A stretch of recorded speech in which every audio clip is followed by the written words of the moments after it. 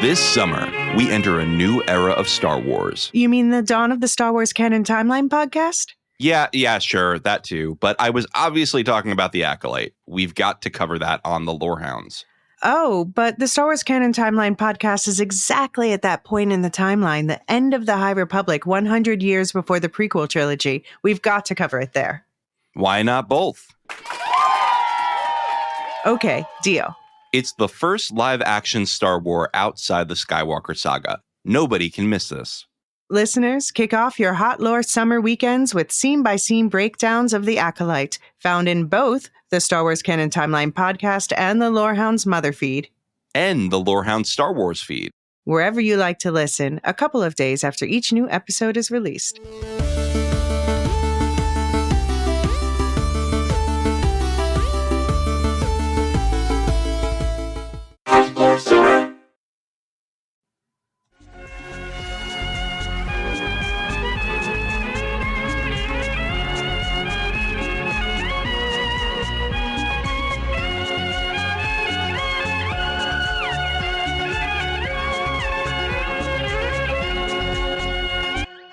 Welcome to the Star Wars Canon Timeline podcast. And the Lorehound Star Wars podcast. I'm John. And I'm Elysia, and today we're exploring Destiny, the third episode of the Disney Plus Star Wars series, The Acolyte. Listeners, for this crossover podcast series, we'll be following the Star Wars Canon Timeline spoiler rules. We might mention a character or vaguely reference a well-known event from later in the timeline for those who know those stories, but we promise not to spoil any of the big twists or story arcs to come. We'll save our trailer-based speculation about what's still to come in the series for a special section at the end. See the notes for timestamps. And then John and I will check in with subscribers after next week's mid-season episode for a discussion of how these events might play into what happens later in the timeline. Just a reminder that subscribers get ad-free access to all these episodes the day before everyone else. If that sounds interesting, stick around to the end of the podcast and we'll explain those benefits. Plus, we'll give you teases of what to expect in the near future on the feed, where you're listening, and the rest of the Lorehounds network. Check the link tree in the show notes for links to all, including our Discord, where the Acolyte discussion is really kicking off in a fun, mystery-loving way. And for the record, this conversation was recorded on June 13th, 2024. And also, we have a silent visitor lurking. The triumvirate is complete. David just had to hop in with your hot takes. Welcome. Yes, I was lurking in the shadows. I have some things to say. So it seems like a lot of people are enjoying the season so far. Our Discord seems to be popping off. As the kids absolutely. say. As the kids say. Yeah. So I think whenever a show, activates response, that's a good thing, right? It means it's doing something, it's saying something, it's taking a swing at things. And I had a couple of big thoughts that I wanted to throw into the mix. Toss them our way. Yes. So the first couple of episodes were a little meh for me. I was like, it's a freshman show, right? So there's new actors, new writers. I mean, Leslie Headland is working in a whole new IP, for her. So, like a lot of grace for a new season. She is one of the biggest Star Wars fans in the world. Just putting it out there. Exactly. She knows it, but still, actually producing something is a huge deal. So, I get it, right? It's you got to give a show a little bit of room to breathe. And in this episode, there was still some clunky stuff, like the script and the acting of the kids. And I don't mean to. I know the kids are doing an amazing job of the acting, but it's still a lot. And they're still, I think, finding their feet. But I will say that at least on that score, they did capture really well a sibling relationship and the dynamics between siblings and how two kids who come from the same source, so to speak, can be very different from each other. So I felt that was really good. The midichlorian thing I wanted to address briefly. And a shout out to a new podcast we just came across called Every Single Sci-Fi Film Ever. And in one of the early episodes of that podcast, there was a conversation with some sci-fi experts, some sci-fi academics, and they put their finger on exactly what bothers me about midichlorians. which is midichlorians move us from a mystical universe into a rational science-based universe, right? It's like, oh, we're going to talk about organic chemistry when we're reading magical realism or something, right? It just doesn't, I'm mixing apple pie and spaghetti. I will defend this mixture of science and magical realism and to my grave, including midichlorians. Just putting that out there, but please keep going. Yeah. I mean, isn't that what Star Wars is? It's the fusion. It's the perfect, most notable fusion of science fiction and fantasy. Right. I mean, we get spaceships operating like they're atmospheric flight crafts, right? Flying around. And so anyway, so I really took note of when they took the blood sample. And when is it June took the blood sample. And I was like, oh my God, right? We went Torben, you mean? When Torben did, yeah. Oh, okay. Sorry. Yeah, you're right. Yeah, or Tommen if you want. Yeah, my mistake. Also, just to further defend midichlorians, because I think they need a voice. Nobody who will speak for the midichlorians. The Force, but yes. Being someone who grew up with them already being part of the canon, I think that makes a big difference for me. Like that was always baked into Star Wars. The same way the fact that other characters can use the Force to guide them into guide them in their flights, right? Like things like that, where you're sort of science-ifying mysticism. I think it feels about the same to me. Like I'm fine with midichlorians. Right. Got it. No, I liked when they were introduced because I like explanations like that if they fit and they work. And in this case it does. But anyway. Well, I think it does something. I think it's going to be an interesting thing, though. So for as much as the midichlorians might cause some fans some agita, I think it's going to be interesting. And once I get into my more specific points here. So those are sort of my general thoughts. New show. Okay, we're doing a lot. And this episode really grabbed me in a way that 1 and 2 didn't. And the deepening of the mystery and the deepening of the relationship between the sisters, the introduction of this coven, they're suddenly doing something really interesting. So I'm glad that 3 just feels like it's got solid footing. And I think 3 really starts to move us into a new territory in what we want from a show like this, when it starts to examine this question of the Force, quote unquote, and I'm using quotes quite heavily here, is that there's this power that's just out there. Right. Some people call it the Force. Other people call it, what did they call it? The thread? Yeah, the thread in this. And we've also talked about other groups that talk about it in oceanic terms. And it's lots of and this may be present in other, canon and legend stuff in the books and whatnot. But at least on screen, like we're really getting this is our first real representation of this. And then this idea that the Jedi are an order, right? They're just one particular group of people who have a particular dominance in this part of the galaxy that has a systematized method of training to access the Force, to identify people who are sensitive and who can then be trained to access and strengthen their relationship with this thing. So I love this idea that the witches are just tapping into the same source, but just having their own ways of knowing, having their own ways of training and accessing and utilizing this generic resource that exists out of there. So I think that is really unique, and I was really taken aback pleasantly by like, whoa, they're really going there with this storyline. This is great. This is cool because we had oh wait, I have to be careful about what we're doing because we're on the timeline podcast. Yeah, you can't go to the OT or the PT. Right. Other shows. Leap you with a dark saber sound. Perfect. Is that what that was? I was wondering what that was. It was shout out to Bob because he's the one who pointed out how cool it sounds. Very good. So anyway, this is exciting, and I think it's very cool, and I think it's going to upset some people out there, people who are not fans, but people who think that they are fans. Mm-hmm. And I'm here for them to be, to be annoyed by this, because this is great. This is where we want our stories to go. And I think there's go ahead.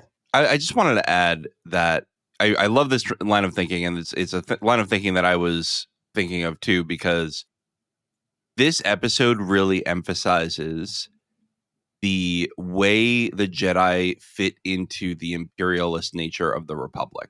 Mm-hmm. Yes. And the way the Jedi, had this mindset of our way is the way. Yep. Right. And your way is wrong. Right. And while the Jedi have largely been painted as, I can't talk about later, but while they are painted as perhaps independent of the Republic in a lot of ways, I think they very much are in line with the imperialist tendencies of the Republic that lead to later events. Yeah. I mean, Leslie Headland, the showrunner, pointed out that that the Star Wars in general is a story about the underdog. And at this point in history, the Jedi are not really the underdogs. Yeah. They are the dominating force. They, along with their close alliance with the Galactic Republic, are the dominating force in the galaxy. Yeah. Right. And I think this segues nicely into a couple of key lines that we heard in this episode that really crystallized a lot of these thoughts for me. The first, and apologies if the lines are not exactly verbatim. I didn't get a chance to go back and review the episode, so these are pretty close approximations. The first one is deranged monks, referring to the Jedi as deranged monks. And I'm like, is that the best line ever? That was just awesome. I absolutely laughed out loud. It was just like I almost spit my tea out. And it's a great summation of the Jedi, right? They're a bunch of monks and ascetics who have these really weird things that they do. Not only creating all of these I don't want to say unnatural structures, but this very rigid internal social order, but then also taking other people's kids away from them. Right. But Saul said they don't. What's that? Well, but Saul said that they don't. Right. We don't steal kids. We just show them candy and ask if they want it. Right, exactly. We just hand them lightsabers and be like, want one? Yeah. Someone compared that to handing a kid a loaded gun. I was like, yes, absolutely. The next one was, I believe June says this: destiny is not decided for you by an anonymous force. This idea that even though he's a Jedi and part of this order, he's also pointing to something about agency. Like, your destiny is not determined by us Jedi or all, other people, but that you as an individual have some sort of voice or say in your life. And if the force is calling you, so to speak, to use that phrase, then that's for you and the force to work out, right? In what your ultimate destiny is. And can we get you there? Can society help you move forward? So that was a really interesting line relative to everything else that's going on. This one also caught me, which is you'll never feel like this again, I promise.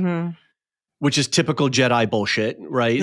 They're, and making promises that you just can't follow through. But isn't that like typical parents bullshit?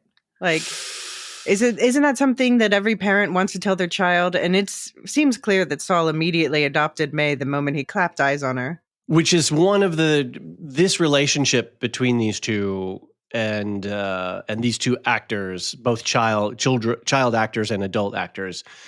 The chemistry here is great, and I just love this bonding, and I love June's vibe, and there's a whole world of talking about parental stuff in this, particularly this episode.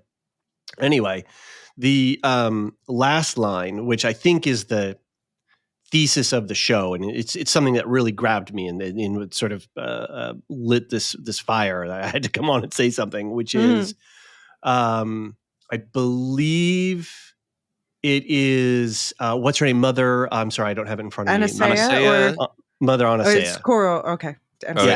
Coral is the one who carried them. Anastasia is the leader. Yeah, so I believe it's Anastasia who says this is about power and who gets to use it. Right. Boom. Right there, right? Who are the Jedi to say that your destiny is this? Who are the Jedi to say we deny you your feelings? You're never going to feel like this again. Who are the Jedi? They're a bunch of deranged monks, Right. And Anastasia is calling it out and saying this is about power and who can use it. And when we look at that in a modern context, and we look at traditional ways of knowing versus Western or scientific ways of knowing, all of these are systematized ways of I don't want to say interrogating is not the right word, inquiring as to how the world works and where did we come from and where are we going, and then trying to package that in a way so that we can affect how we're living now. So, we know that this plant has this effect because we've been eating it for millions of years and of our evolution, and we've learned something about it. We've been able to develop technologies and machines that allow us to peer to the subatomic levels and measure forces. But we can also, have stories and understandings about, weather or farming or whatever it may be. Human beings were inquiring into the world, creating systems to hold that knowledge and then be able to use that knowledge for whatever our gains are. And when you hold power and when you hold knowledge, you're restricting and you're dampening other people's agency, and you're ultimately controlling them. And so this whole dynamic between, and this is what's going on. And like if you as a fan are like, oh, this is all social justice, you're missing. You are blind to what's the world is, where we're billions of people with so many different understandings and cultural histories and ways of understanding the natural world and the world that we live in our social world. And so for this show to be going there, I'm like, wow, this is a really big swing for a property that has traditionally been very conservative. I don't know that I necessarily agree that it's been conservative, because it was originally conceived as, not to be spoilery, but the original film is a nod to events in Vietnam in the 70s. Sure. In the original films, a lot of George Lucas things. has been a social justice warrior, if you want. Sure. Yeah. Well, that's why he created the Jedi. Yeah. But the moment that Disney spent, what was it, $4 billion or however much it was to buy this, it has become a conservative institution, because they're trying to maximize, they're trying to show value for their purchase.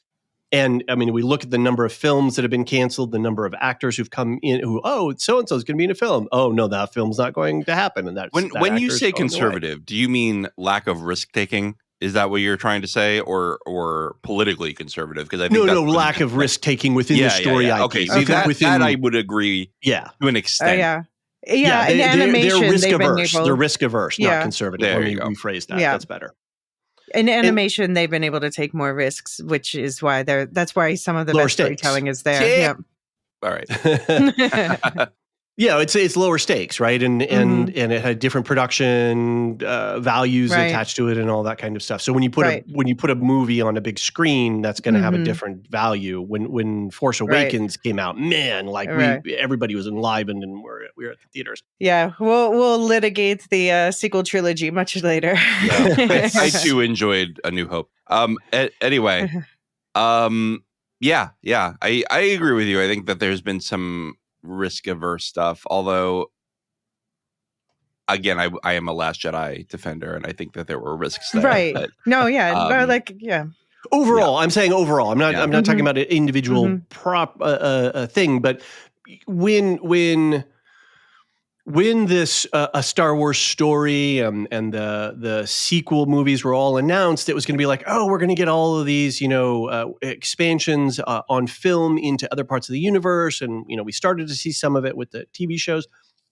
But so many projects have been announced and then canceled. So many actors have been announced and then detached and what have you.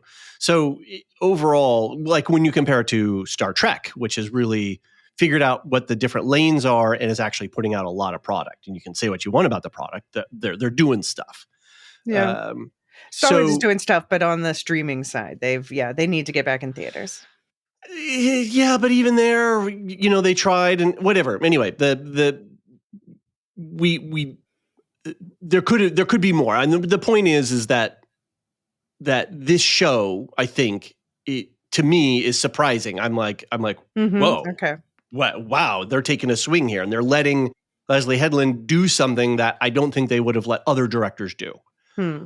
And I'm here for it. I'm applauding it, and I'm excited by it. And I think that if we're going to start talking about these ways of knowing and access to power and who can use power, that is an interesting question, right? Just more space wizards with laser swords, but oh no, like who are these people and why are they being quote unquote persecuted, or why were they exterminated? That's an interesting question. So anyway, those are my thoughts. The last thing I just want to say is #Force Babies. Is that where you're going with? Is the immaculate? Yep. I can't say the words. Immaculate conception. Yeah. No.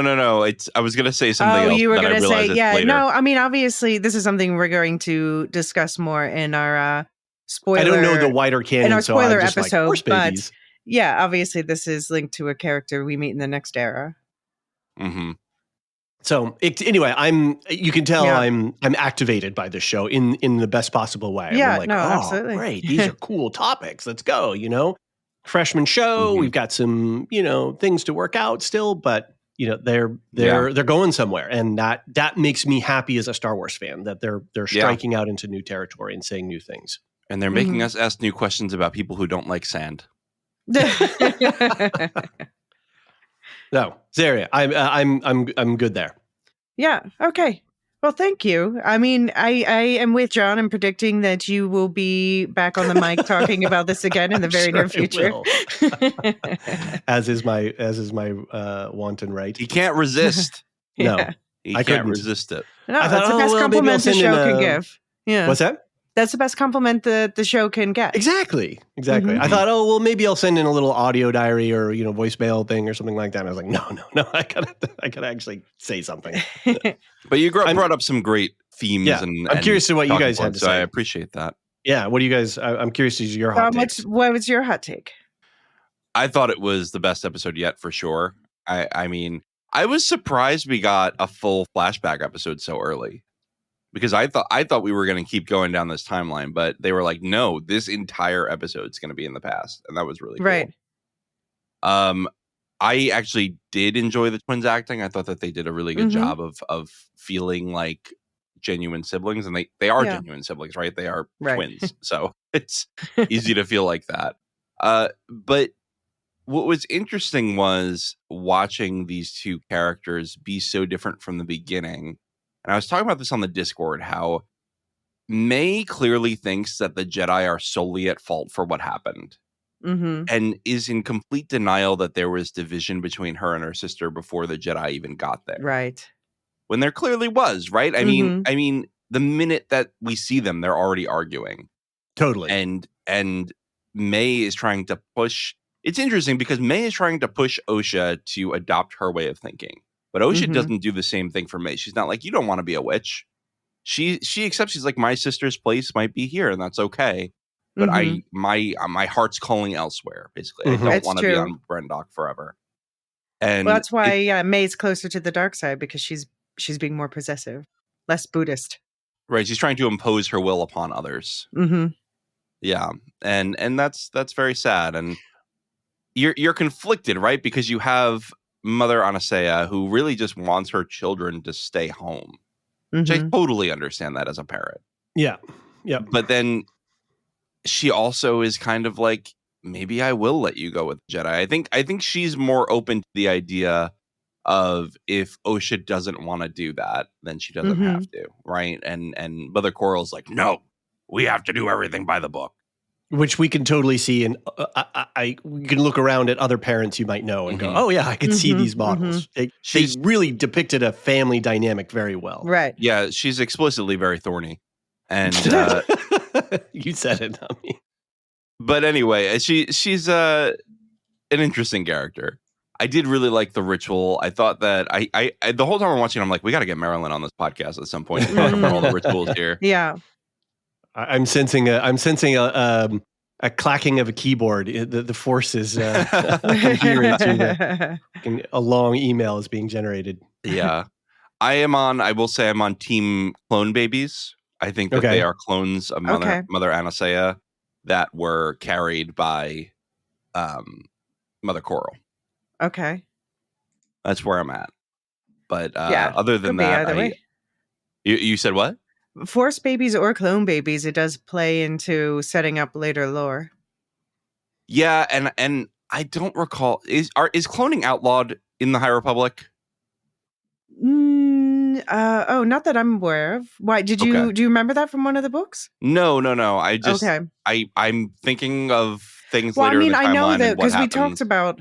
Well, I guess they're not really in. We talked about a race from the Old Republic that were cloners, although I think they're like referenced in canon, like in a reference book, but not confirmed. Anyway, I'm on Team Clone for now because I have to be a contrarian on this. Right. Okay. But yeah, I mean, I thought great episode. I'm so impressed by Soul. I can't remember the name of the actor.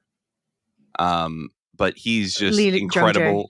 Yeah. And the fact that he learned English for this role is just mind-boggling to me because he's so good at emoting in English. I was like, huh, I was curious because I had watched the original Squid Game, and then I heard the thing that he had learned English for this, and his ability to emote on screen is incredible, absolutely incredible. It's palpable. Yeah, I was really loving. I think one of my favorite moments is when he takes off his lightsaber, and Indara doesn't sense his intentions yet, and she goes, "Don't, Soul."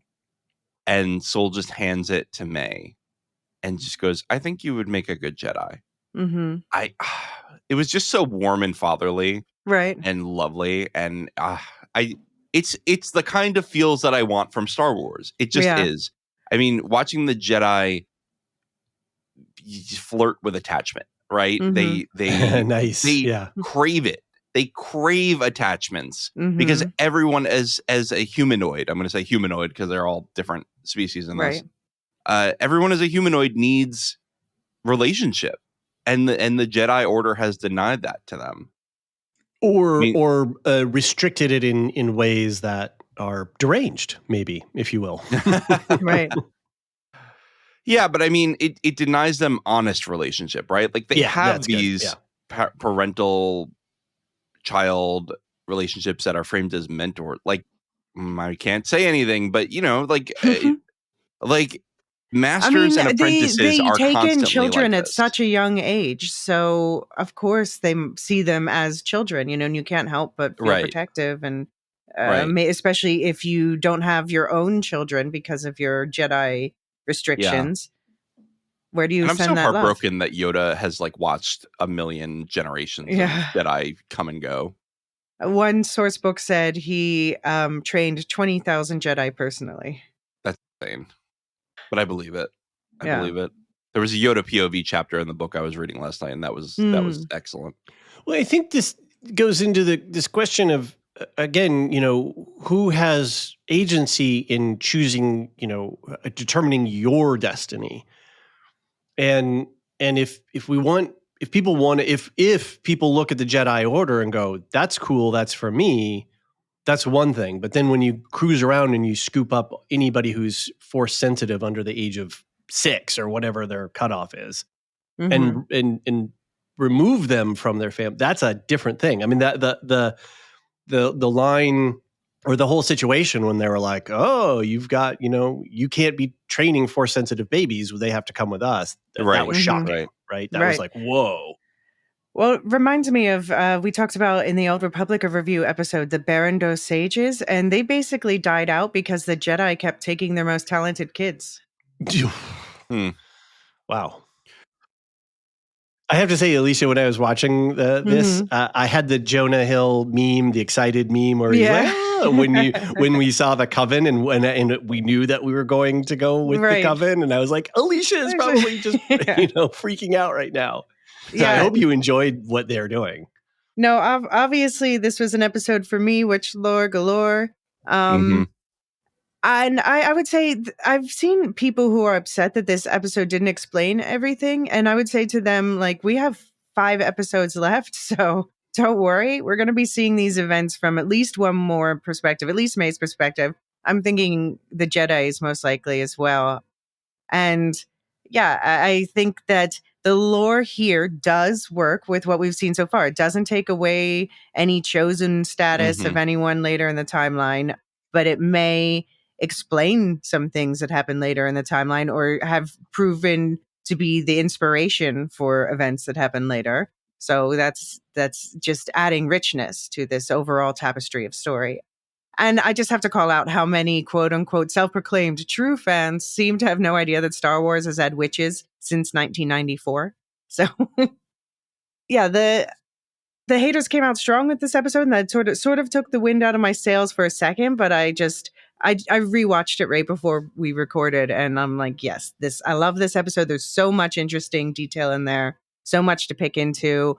I also watched a really interesting interview with part of the Acolyte cast with Daphne Keane, Manny Jacinto, and Charlie Barnett. And they were talking about Headland's collaborative backstory building, which I found really interesting. So we find out that basically Daphne Keane decided that Jackie comes from a poor background and that for her, the Jedi Order was a way out. And so it's interesting because when you know that, you can see that in her performance, how that informs certain character decisions. And we also found out that Yord is from Alderaan. Nice. Yeah, I am very grateful for the Discord because, you know, you were saying the wind's taken out of your sail a little bit when you look at the fan reaction. Don't call them fans.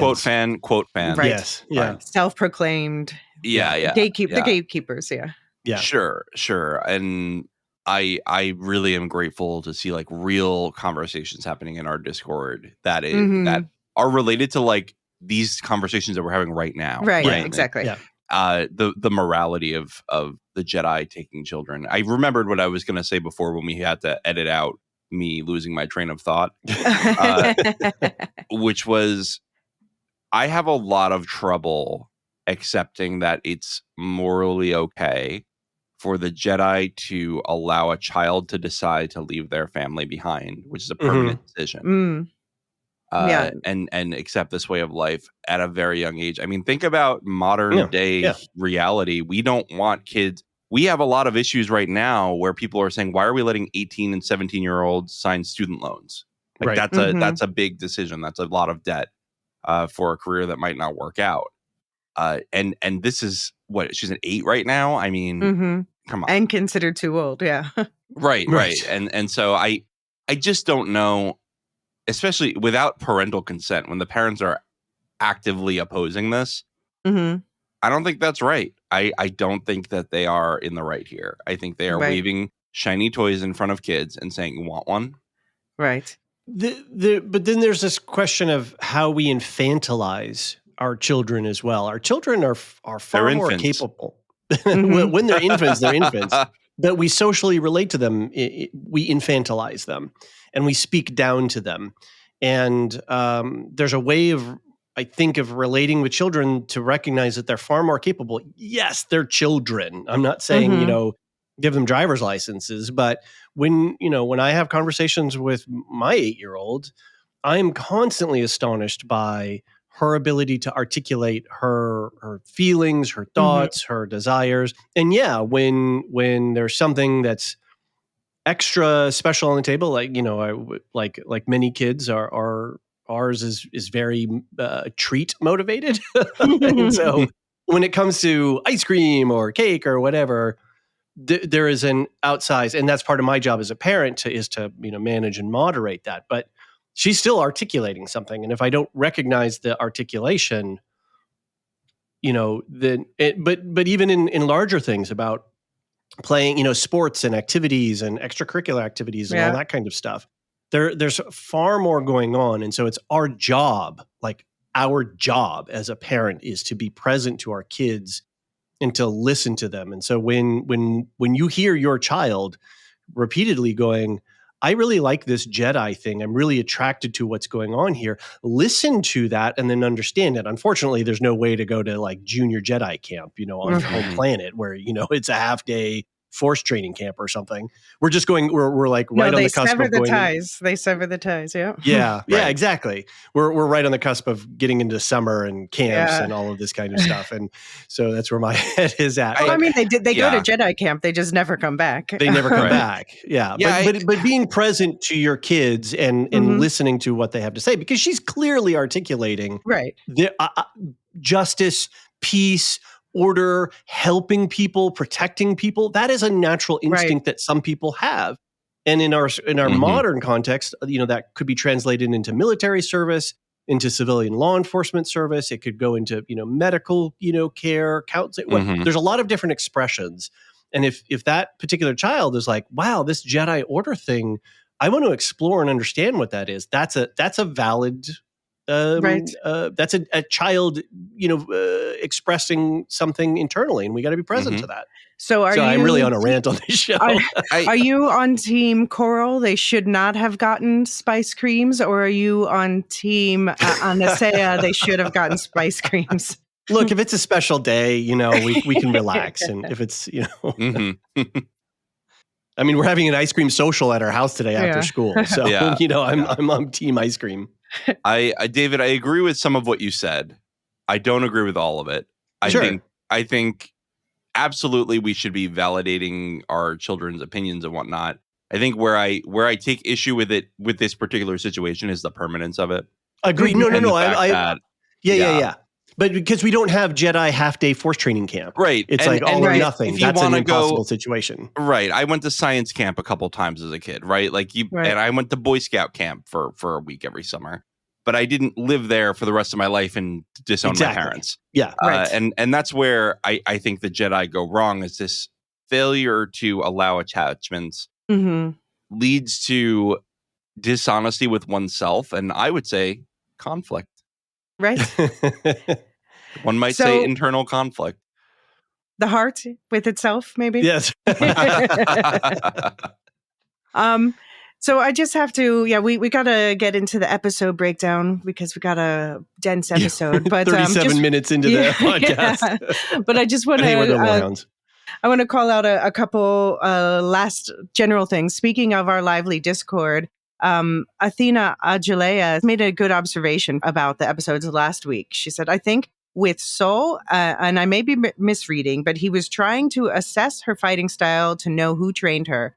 Sorry, was thinking about this more last night. I would think at this point they're thinking rogue Jedi, not a Sith. So they may be looking for common features in Jedi training. So I think that's interesting that just to know that we're at the level in Star Wars combat where indeed, for a long time and evolving, every character has their own style. But now we have a character who's looking at other characters to be like, what's your style? Who trained you? Which goes back into my comment that I sent in for, I forget, was it episode 1 about the fighting, like wushu, kung fu fighting styles and how that was depicted in movies, pulp style movies as I was growing up. It was, crane style, tiger style, I studied under this master. That was a really important detail. And it was part of your lineage, and it created it's a craft, not just a random thing you do, but there's an actual social history around it. Yeah, no. And the references to movies in general have been off the chart. Leslie Headland's definitely a movie nerd. And so we got like straight up references to The Fugitive and Kill Bill so far. And apparently there's Alien and Predator episodes coming up. So loving that aspect of the show too. Yeah. you may be hearing from me again on this podcast. My Force vision says yes. My Force vision says we still got a lot to talk about. So I think we're going to take a quick break. And I guess, David, you need to hop off and start your I'll ice cream social planning. Run with them. Mm-hmm. Yeah. I have to feed my child Force screams. And for the listeners, we'll be right back after a quick break to talk about the scene-by-scene analysis.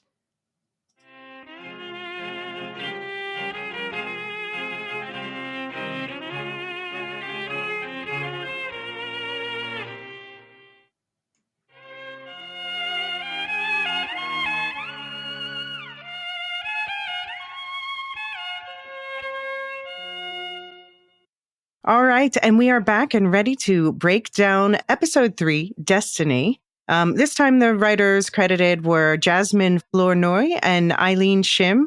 Interestingly, Shim also wrote an episode of House of the Dragon season 1, so there seems to be some crossover talent going between these two shows. And people are very excited about the director's Konaga, a South Korean director best known for the 2017 film Columbus, and I know him for After Yang, a 2021 film about artificial intelligence in the family. Okay. And he's also going to be directing episode 7 of this season. Oh, okay. So we got some repeat contenders. Yeah, no, it seems like they have you see the writers are often credited for multiple episodes too, like they were really working together. It's a team for sure. So we open the episode on her home planet of Brendok. An 8-year-old Osha steals a private moment under the beautiful but toxic bunta tree where her sister May finds her playing with a jelly butterfly creature. May admonishes her for sneaking out of their compound, and the girls bicker about their coming ascension ceremony as they walk through the woods, where they are confronted by one of their mothers. A younger Jedi Master Soul sneaks through the woods spying on them. So, did you notice when we swept in on the planet that there were some standing stones there, which we've seen? We saw standing stones on that later in the timeline on Tython, one of the Jedi origin planets. But that must be a place strong with the Force. Right. Yeah, I didn't think about that, but that's a good call. I do wonder if that means, because they say the planet's unoccupied now, but it seems like there must have been people living there before. What happened? Right. And does the dark side have something to do with it? There was a pit, and we've known that where there's a pit, there is a problem, right? Right.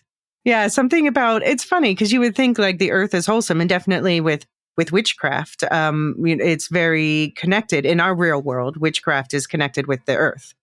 Mm-hmm. But yeah, it's painted as a dark thing always to have this hole into the Earth. So I have some thoughts on that later.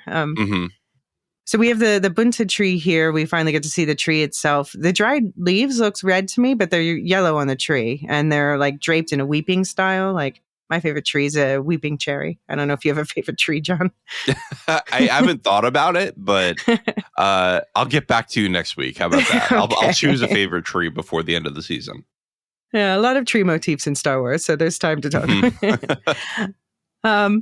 But yeah, I agree with you. I thought that the girls, the young actresses' names are Leah and Lauren Brady. I thought they did a great job. Like maybe sometimes a little hammy because they are young kids, but I think that they nailed like the emotional moments. Their facial expressions were really on point for me. It worked for me.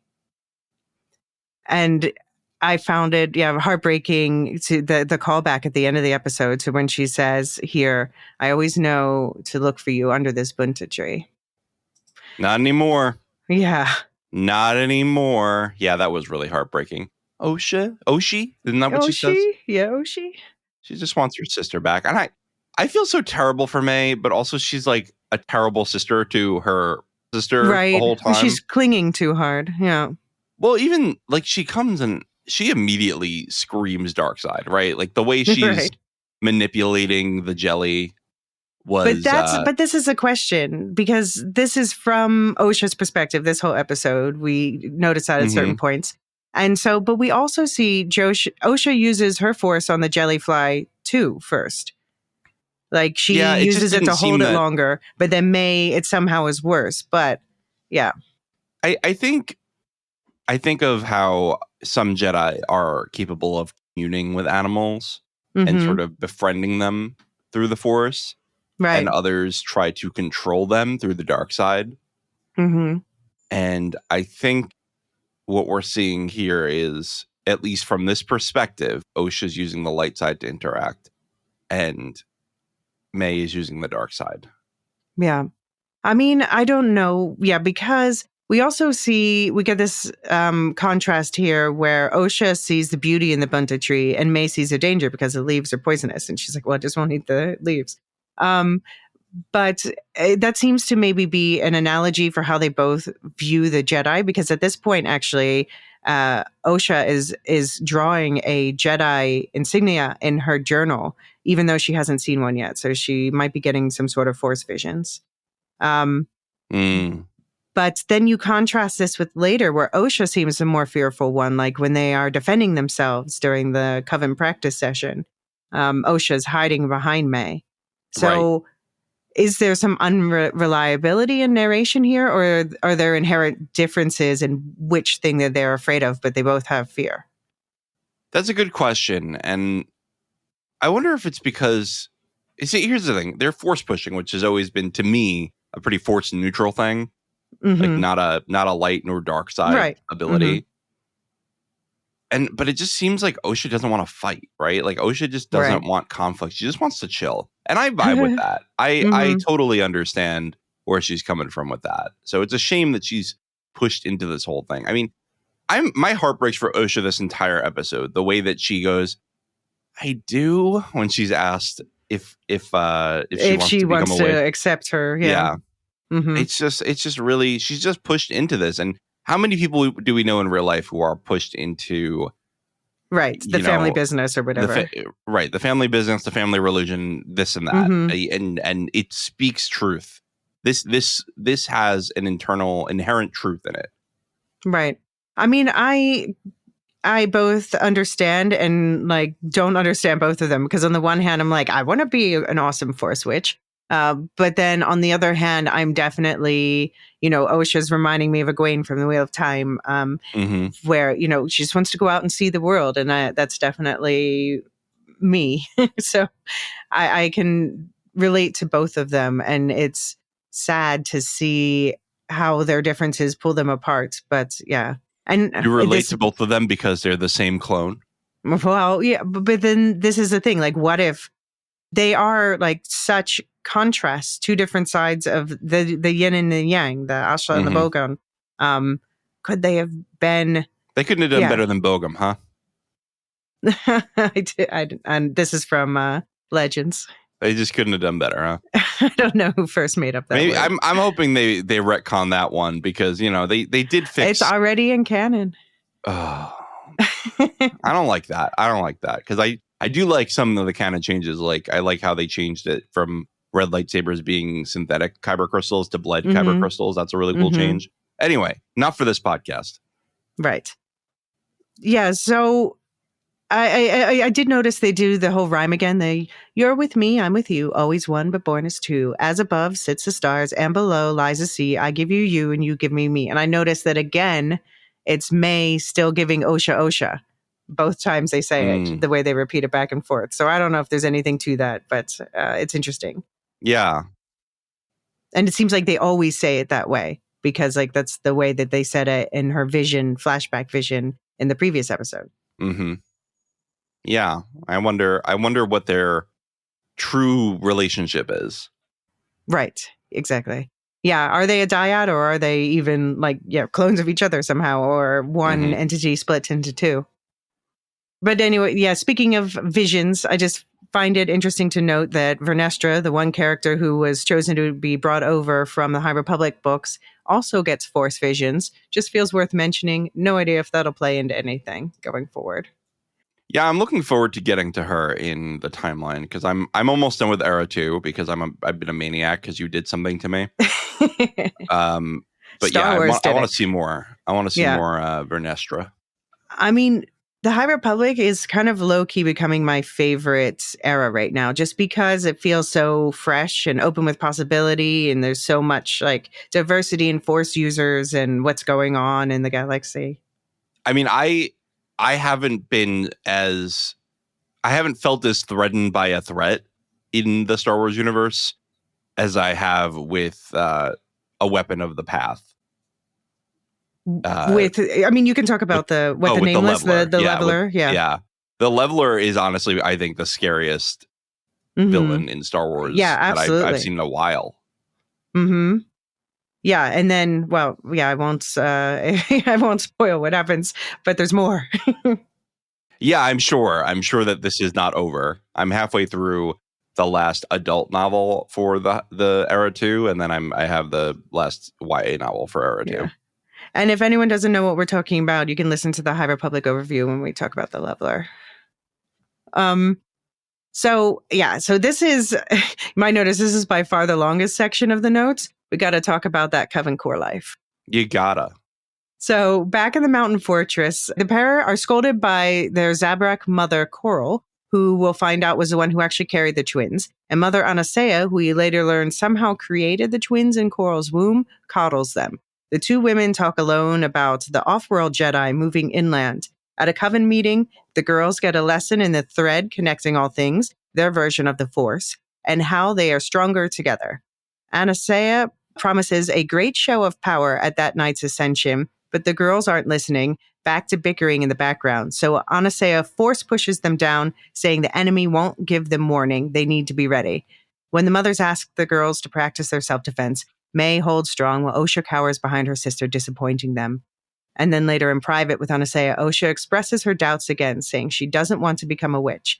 May, on the other hand, is eager. Anastasia and May poo-poo Osha's doubts, reassuring nobody. So we have to first talk about, we have a Zabrak in the room. And so Zabrak are, like, if anyone who knows Maul's a Zabrak. They're basically the horned, stripy peeps. And man, I love that species. I think they're so cool. They are so cool. The lore is a little hazy because the Clone Wars kind of complicated things without a clear explanation by creating this distinction between, so the Zabrak were originally from Iridonia, and then in the Clone Wars, we get the Zabrak linked to the Night Sisters and the Night Brothers, who are from thus Dathomir, a different planet. So it currently, the hazy explanation is that Dathmiri female Zabraks don't have the horns just because basically the Night Sisters don't. But to be honest, that could easily be retconned to be better explained. Yeah, I would be fine with them being from another galaxy or something like that. I know there's perhaps suggestions of that now. Well, I don't know. Yeah, maybe. Well, maybe from somewhere called Planet X. Yeah. But so it looks like she has. It looks like Coral has a Zabrak markings, which it's unclear in the lore whether they're natural or tattoos. But yeah, they still need to smooth out that lore. But in any case, she seems to be an Iridonian Zabrak, and the interesting thing about them, so they are evolved to be tough creatures on a tough world, fiercely independent, can be off-putting. Does this sound familiar to any characters we saw in this episode? And Doctor Who fans, they have 2 hearts, which makes them more physical. It helps them, pump their blood better to optimize performance. Yeah. And there seems to be a slightly higher occurrence of force sensitivity in the species, because we know some that become Jedi, Sith, witches. They're generally allied with the Galactic Republic, though, but obviously not in this case. Right. But the interesting thing is that there's all kinds of species in this coven, which is kind of signifies maybe they didn't come from the same place. Maybe they are unified by an ideology. What do you think? I like that. I like that a lot. I am very curious. I mean, they said since our exile, so they seem to have been in the same place for a while. Yeah, I do wonder when they came here, because my theory is they didn't build the compound they're in. Just like I don't think they did the Standing Stones. I think that this is from an older civilization that was there. I agree with that. I think I'm trying to figure out how to say this without spoiling future events. I think that there are many places that have mysterious artifacts. I mean, for something that I can mention, the Jedi statue on Jeddah, right? Like the mysterious Jedi statue that just appeared. I think there clearly were other force-sensitive populations on these planets that no longer live there. Right, exactly.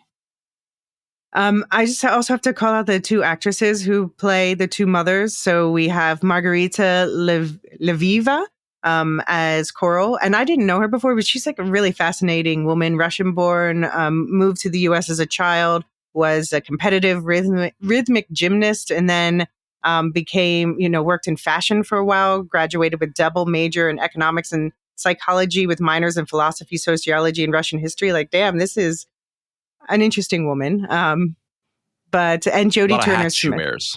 A lot of hats. And Jodie Turner Smith. It's hard. Also, sorry, I'm going to make a stupid joke now. Yeah. It's also hard to wear hats with all those horns. Go ahead. They have to wear special. So yeah, Jodie Turner Smith's also great. She seems to be in a lot of stuff these days. Are you familiar with her? No, I'm not. A lot of people are saying they want her in the Wheel of Time after this performance. Yeah, I could see that. I'm thinking about who she could be, but my mind is so far from the Wheel of Time right now, it's hard. Yeah, no, we're in a different galaxy far, far away. So yeah, and then we also get introduced to this concept of the thread that we alluded to in our opening conversation. Seems to be the Covenant's name for the Force. And they say it's tied to one's destiny and binding them to others. And of course, this makes us think of the fates from Greek mythology, which we already got a more direct reference to in Ahsoka, which takes place later in the timeline, where we meet 3 mothers who are actually named after the 3 fates. In this case, it seems like there's like more, it's not about 3, it's more about 2, the power of 1, the power of 2, the power of many. Yeah, oh man, I love the chant, the power of many. That's great. Yeah. That's great. I could do that all day. And they seem to use threads, like the thread here is the Force itself. And of course, yeah, but they love to reference the fates because we've got that bird, the owl that follows, that's associated with the light side with Ashla, called the Morai. This is, to be clear, this is a different group from the Night Sisters who do exist around this time. Mm-hmm. And this group uses, and Night Sister magic is green, and this group's magic is purple, which is interesting because I started to think, especially in my rewatch, like, why are we assuming that it's all dark side? Because purple is actually a balance of the light and dark side. And when I looked closely, there's actually more blue in it than red. There's like distinct strands of blue in their purple. Yeah. So maybe slightly leaning toward the light even. But also, if the Night Sisters use green, I think the colors are just wild cards at this point. Well, I know Legends had like their whole definitions thing, but I just don't think Filoni and his minions are interested in that. And I know he's not writing this one, but I think he's kind of the guiding hand on the lore of Star Wars right now. I mean, I am wondering if he actually is leaning into this, or especially because since Leslie Headland wrote this and she loves Legends, she could have brought that in, and she says she got the okay to bring in a lot of stuff from Legends. We've seen some of it so far. So we talked about in the Acolyte prep ep what the lightsabers mean, quote unquote, but although it's hazy in canon lore, but blue is most often associated with Guardians. Green, like we see with the Night Sisters, is more on the cerebral side, like the counselors, and yellow, like we see certain characters have, is more the Sentinels. So the Sentinels, not to be confused with Guardians. That was kind of funny in that interview with Charlie Burnett. He said he requested a green lightsaber, and they're like, "Nope, yours gets yellow." That's so funny. They do seem to care a bit. They're assigning meaning with these. Okay, that's interesting. All right, I'm good with that. And I also have to point out that we're going to see a light whip in this show. Sorry, spoiler. And the Night Sisters also use light whips during the High Republic. All right. Someone on Twitter, I have to shout out Roaring the Wookiee at Roaring Jedi on Twitter, pointed out that there's a character in a Phase 3 High Republic middle grade novel called Escape from Valo called Gavi. And Gavi views the Force as threads that all weave together like a spider's web and connect everything together. And when he pulls on a thread, he can bend the Force to his will. So like when he pulls something to him using the Force, he views it as pulling a thread. So that's very interesting to note that it's Phase 3, but that's still set almost 100 years before this. Right. Yeah, that's cool. I do like different techniques. I like when different characters explain the Force. Yeah. No, I agree. It's because, we've heard it explained even in this show so far as an ocean, a fire, thread. Mm-hmm. And of course, thread a lot of people would be upset if we didn't bring up what else it reminds us of. Yeah, I see your note there, and I agree to it. I accede to it. Yeah, it's definitely Wheel of Time. For those who don't know, they talk about there's, basically the wheel is a spinning wheel that's spinning like the tapestry of all events, and there are threads. And when the witches in that show, the Aes Sedai, channel, there's like threads of magic they're weaving together. But people are saying that the witches in this show remind them of the Aes Sedai in Wheel of Time, but I actually think the Aes Sedai are more Jedi-like to me. What do you think? You think the Aes Sedai are more Jedi-like? I think that's right. They feel like they have a monopoly on the power in that world. Yeah.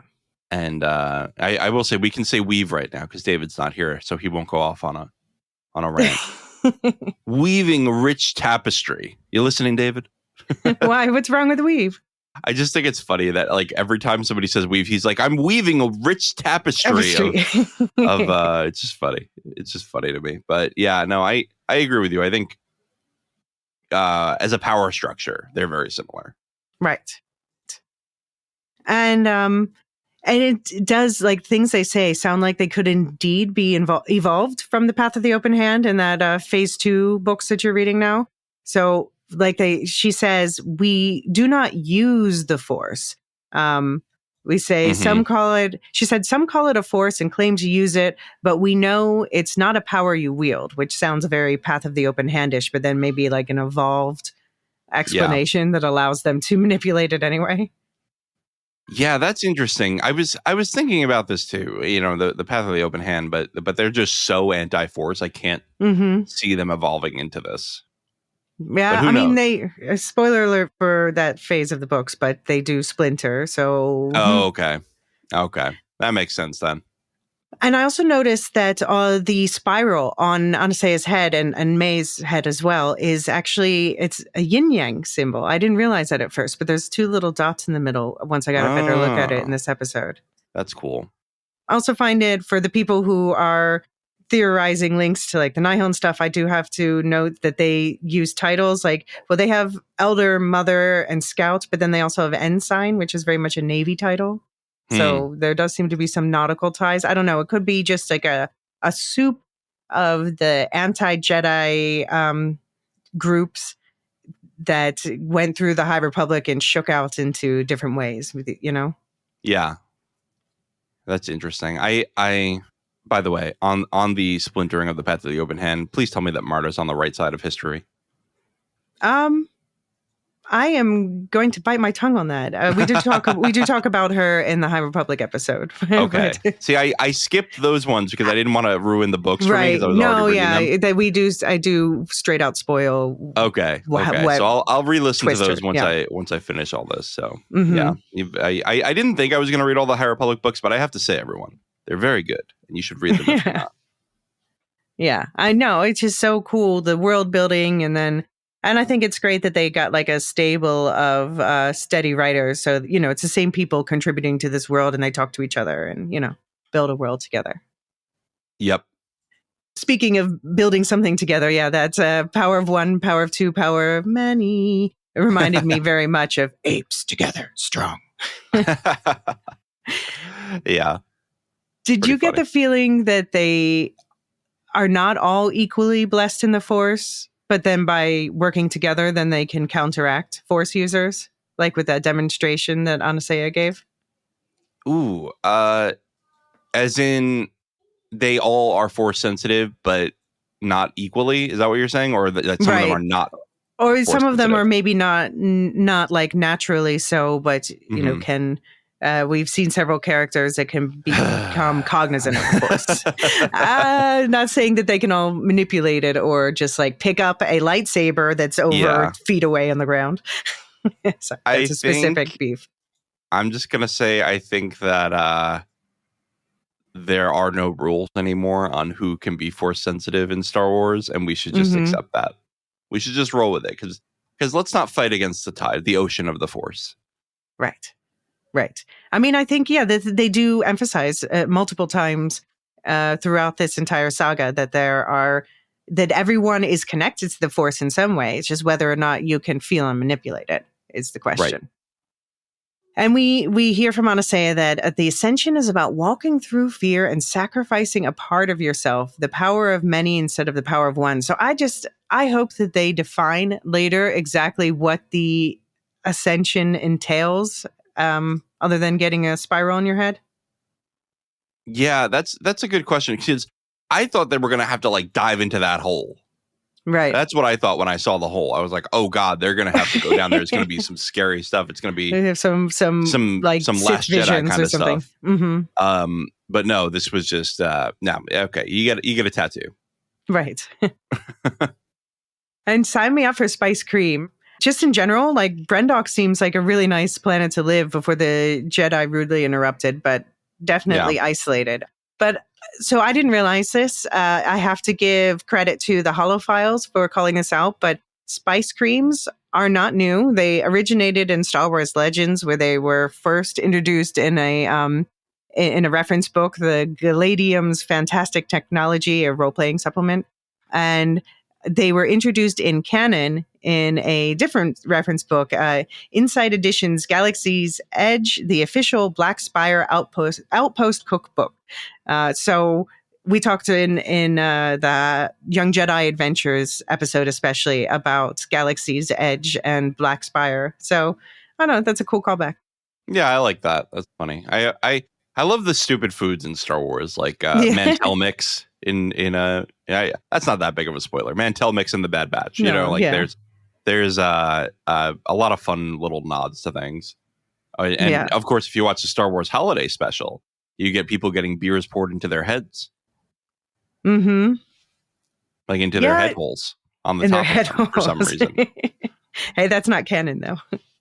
No, it's not canon, so I can talk about it. Yeah.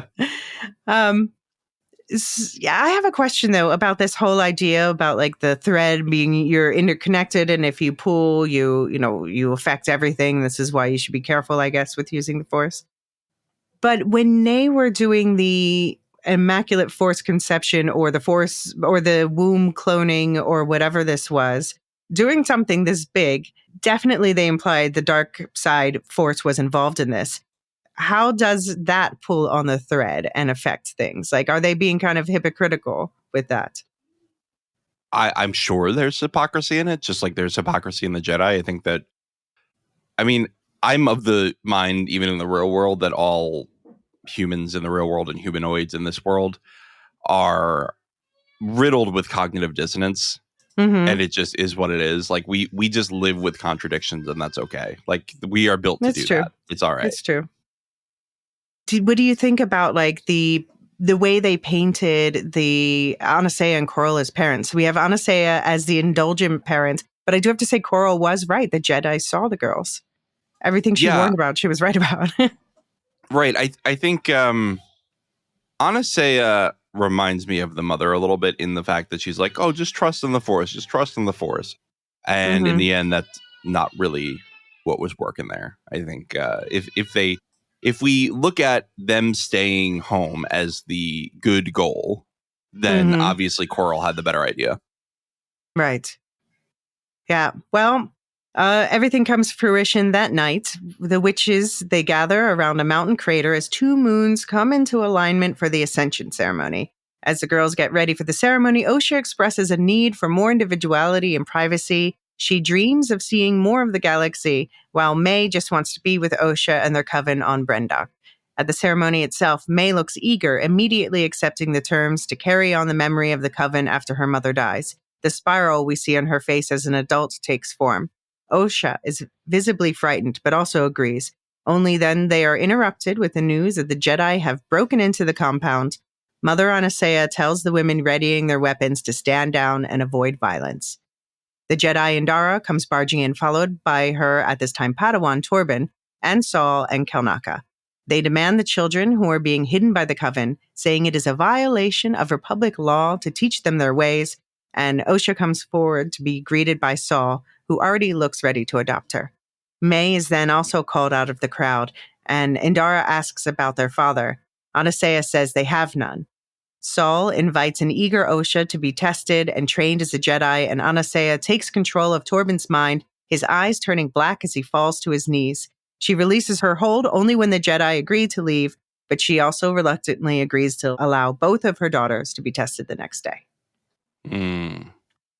First of all, I have to call out a lot of people, ever since we've started to see more Black female characters featured in Star Wars, people are like, where did they get their hair done? Which I always thought was kind of an inane question, but here you go. There's a scene of these women getting their hair done, these girls.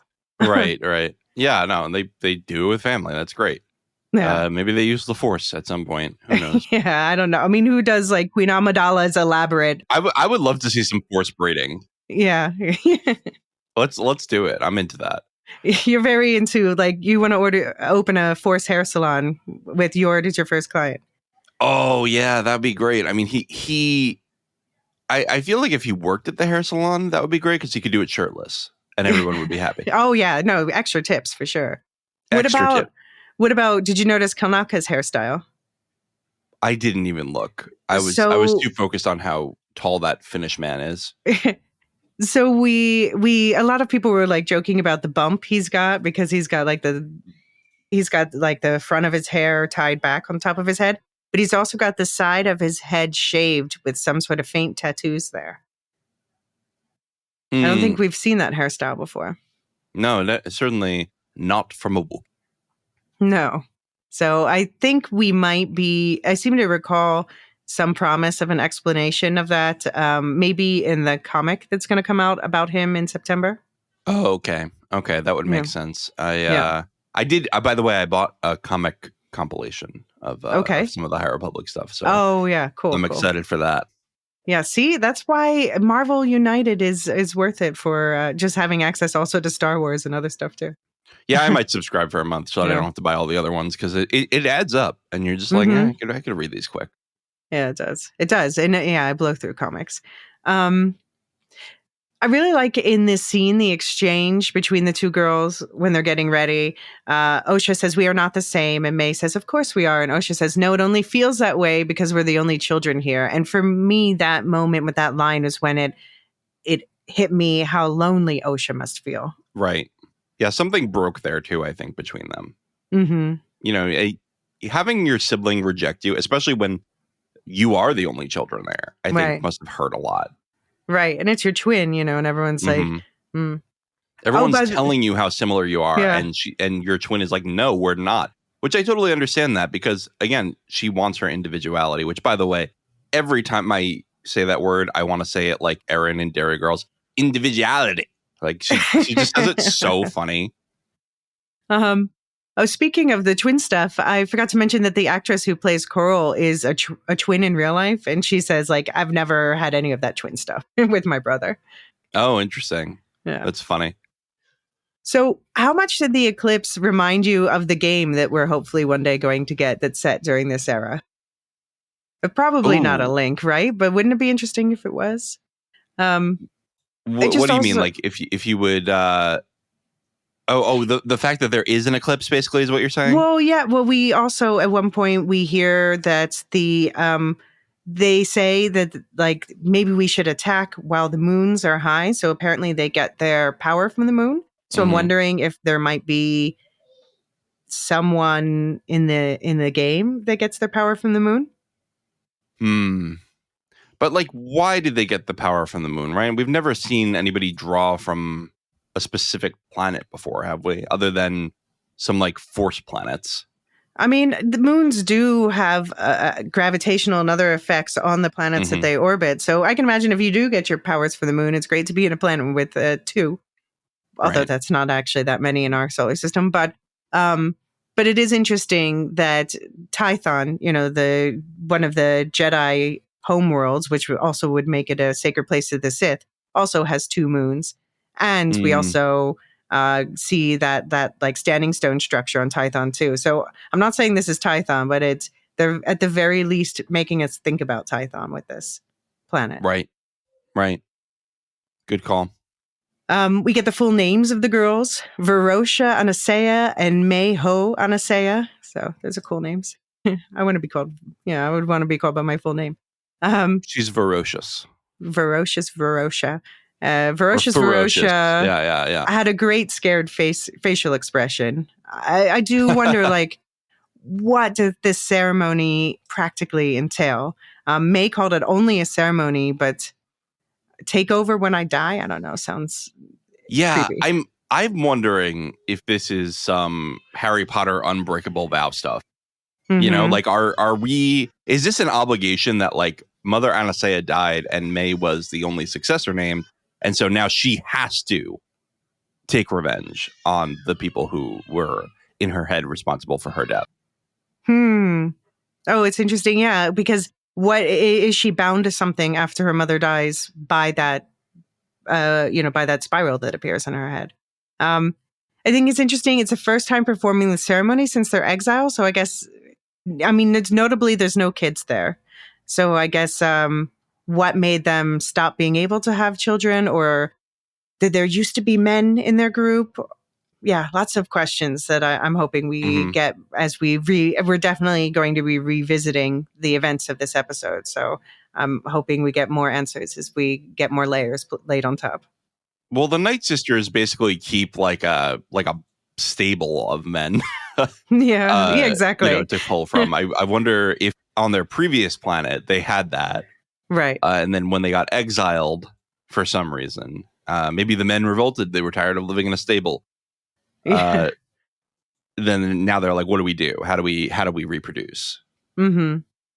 Yeah, that's a question. And then some people were wondering if the, unnatural conception might have been what got them exiled, or if this was something they did after they got to this planet. I don't know. I think this was something they did after they got to the planet. Mm-hmm. But that's just my guess. Yeah. It's notable that there are repeating triangle shapes associated with the Coven, which I associate with Sith, I guess, because the Sith holocrons are triangle shapes. Right. So I do wonder if, like, this might have been a place where Sith lived before on in this base or this planet somewhere because of the Force connections. Yeah, at least if we're considering the Old Republic canon, then there definitely were like a lot more Sith planets and a lot more Sith forces. So definitely, I think that's very possible. And the fact that Chimere, I was hypothesizing that maybe he got his hands on some Sith artifacts. Maybe this could be the source of them, if possibly. I like that. Something I do know that all players of the Jedi games know is that when they talked about them slicing the platform, what they mean is basically hacking into it to open it. Yeah, so, I was watching this episode, rewatching it with my wife last night, and I had to be like, yeah, slicing is hacking. It's hacking, rather. Yeah. Yeah, because that's just a weird Star Wars word, right? Right, exactly. So now if you hear them talking about slicing something, they've like broken in, basically. Would you call it what May does, how she gets out of her room? Is that slicing when she kind of hot wires whatever that weird portal opening was? To me, slicing is when you use a droid or a droid arm for some characters to actually like input yourself into the interface, like go into the interface. I think that's what hacking would be, right? Or is that a different word that I can't think of right now? Yeah, is it mechanical? Although it is interesting, by the way, the fact that Osha did that. We're seeing the fact that she becomes a mechanic later makes sense. Apparently she was mechanically minded as a child as well. But yeah, I don't know. I'm not sure where slice. I know slicing opens doors when you tell your droid to do it in the game. Okay, I'm in the canon Wikipedia, and it's telling me that a slicer is specifically, basically somebody who can hack into things. So this is not just standard, not just mechanical, interfacing. but computer. Yeah. Yes. Okay. And then Elysia calls him out, not only for trespassing, but and Indara's like, sorry, we thought this planet was uninhabited. First of all, Elysia is like basically like lie better bitch, but also she was clearly talking about you're trespassing on our property that you just broke into. Don't play dumb. Yeah, and she goes, you can't deny that first of all, Indara is really infuriating her because Indara says, oh, well, Republic all states. And she goes, this isn't the Republic. Yeah, we're not and members that's absolutely of the true. Like, stop. Yeah. Again, imperialism. I brought that up earlier. This is absolute imperialism. And then, oh, can we go among your younglings? We have the right. They say that. And I think that's where I take big issue with it. They say we have the right to test Padawans. It's like, yeah, no, you don't. No, who gives you the right? That rubbed me the wrong way too. Yeah, yeah. So I totally disagreed with how they went about this. I mean, approaching them is one thing, but hacking into them, especially like during their religious ceremony. I mean, think about we consider that war crimes today when you like attack people on their holidays. Yeah. And this is that, right? Like interrupting a ritual, and that's terrible. I don't like the Jedi at all here. Soul is the only one who gets a pass. And even him, he's like he's not perfect either. I'm curious about Karnaka. I haven't made up my mind about him. I want to like him because of the Wookiee Jedi-ness. Well, he hasn't said much anyway. Yeah, and he seems like a nice guy when he declined to rip the arms off of those people who intruded on him last episode. Funny. He just takes the blasters. That's fair. Did you get a look at his hilt? I forgot to look more closely to see whether it was. I didn't look either. Oh, yeah. Okay, we got to pay attention next episode. But I did notice that the hilts are thicker, and I looked it up. Apparently, it's because the in universe stories, like this is back in time, the hilts are designed differently. Fine. But it's actually because they changed the way that they film with the lightsabers. So they have like these glowing sticks now, and they put the battery packs inside the hilt. So it helps them like be more natural with the way they hold it and use it. That makes sense. Yeah. Do you think that Anasea, that she messed with Torben's mind because he was the weakest? Yeah, probably. Especially, I think she recognizes the parental vibe between Masters and Padawan, and she's like, okay, that one has the braid. Let's do it. Right. They seem to know about Jedi, right? Like they seem to know something about their ways at least. Mm-hmm. So I think they said, let's attack the one that they probably feel most protective over. Right. No, I think, they've probably had run-ins with the Jedi before. Right. Perhaps that's part of their exile. Exactly. Although it is noticeable that Torben got the black eyes, like we saw May get in Osha's vision last week. So I'm still watching out. Like, has May been mind controlled at some point in this story? Right. That's interesting. Let's take another quick break and then come back to talk about the end of the episode with the testing and everything that goes down after that. We'll be right back.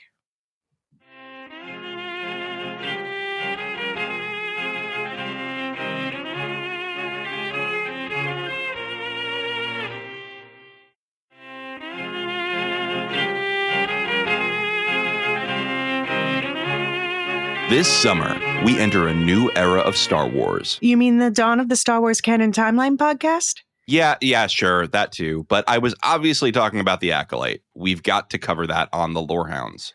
Oh, but the Star Wars Canon Timeline podcast is exactly at that point in the timeline, the end of the High Republic, 100 years before the prequel trilogy. We've got to cover it there. Why not both? Okay, deal. It's the first live-action Star Wars outside the Skywalker saga. Nobody can miss this. Listeners, kick off your hot lore summer weekends with scene-by-scene breakdowns of the Acolyte, found in both the Star Wars Canon Timeline podcast and the Lorehounds Mother feed. And the Lorehounds Star Wars feed. Wherever you like to listen, a couple of days after each new episode is released.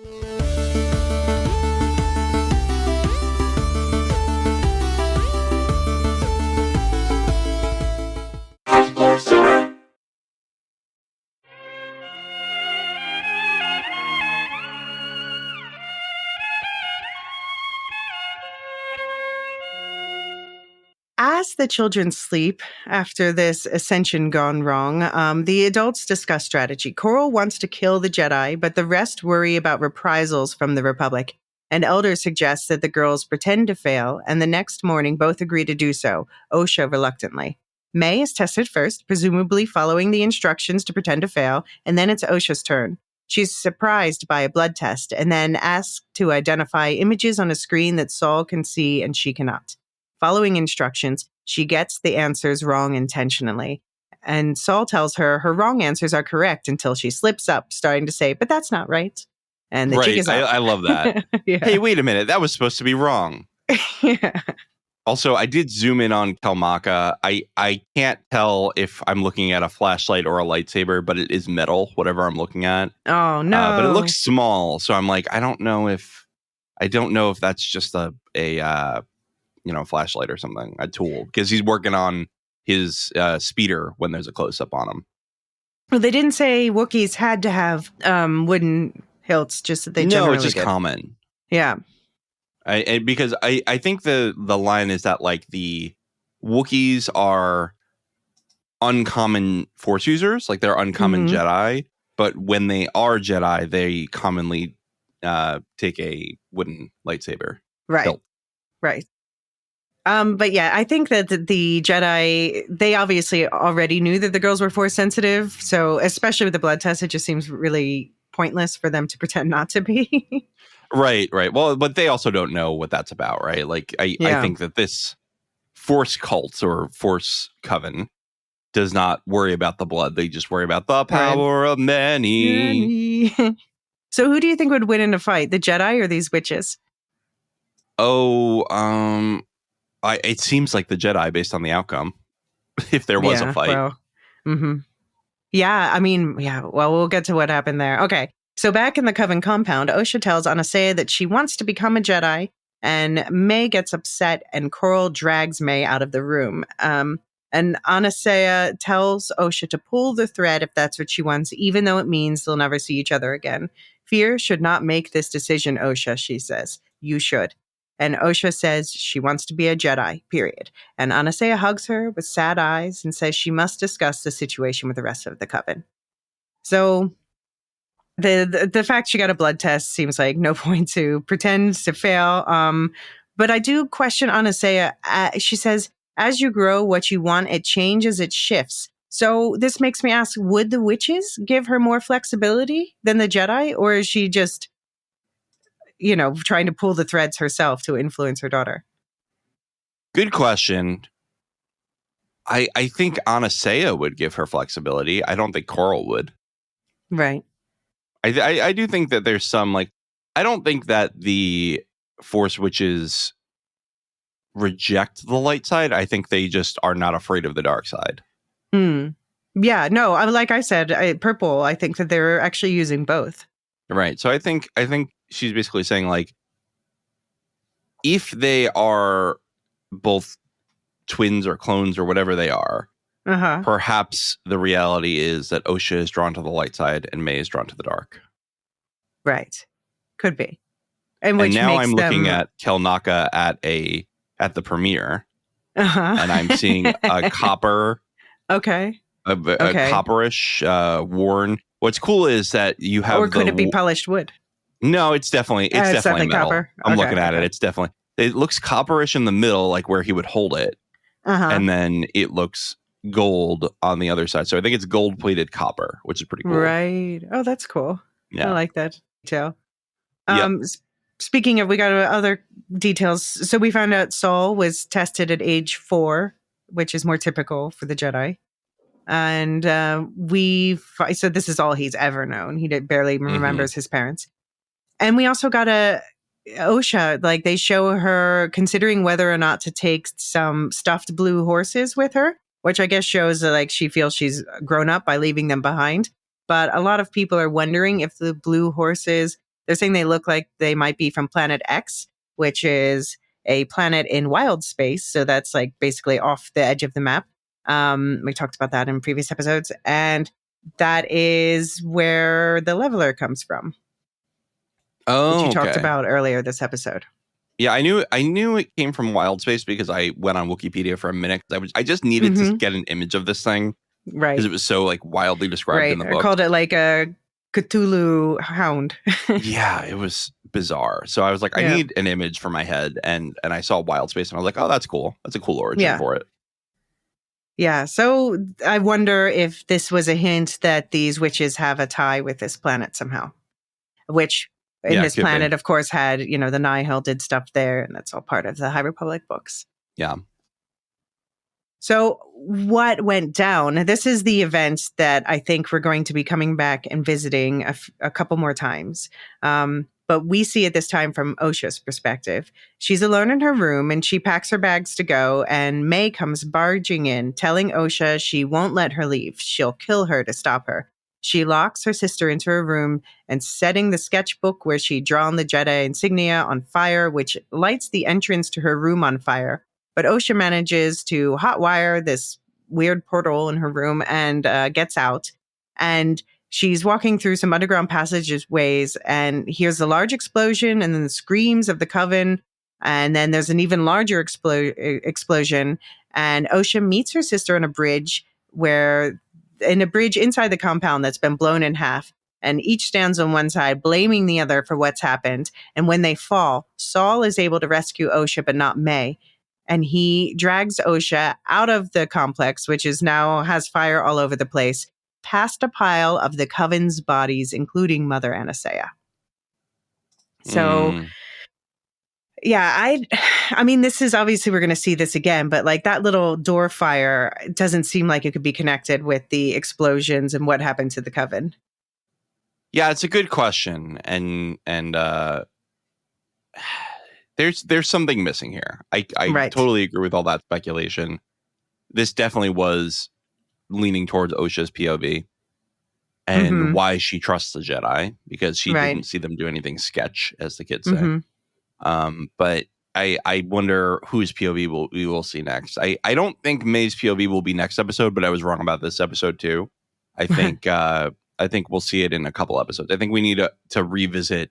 Yeah, I think we'll go back to and see what's up timeline. with Kelnaka in the modern timeline. Yeah. Mm-hmm. Yeah, but I even wonder, like, we don't know, did the explosion even have anything to do with the witches' deaths if they are dead? Because Saul did not let Osha stop and check, and they do not seem to be burned. They just seem to be dead. So could they have been poisoned by the Bunta? And if so, by whom? And but they all screamed at one point, so I don't know. I will say, even if May didn't cause the whole fire, I mean, I almost wrote a song of May didn't start the fire. But I decided to do a different one. There's a Hot Lore Summer song coming. I posted about like did the Jedi start the fire on Threads, and then I think like 6 people responded with references to that song. It's great. It's great. So anyway, May did start the fire. She started a fire, and with the intent to kill her sister, which is pretty dark. I mean, it's really, if I can't have you, no one can.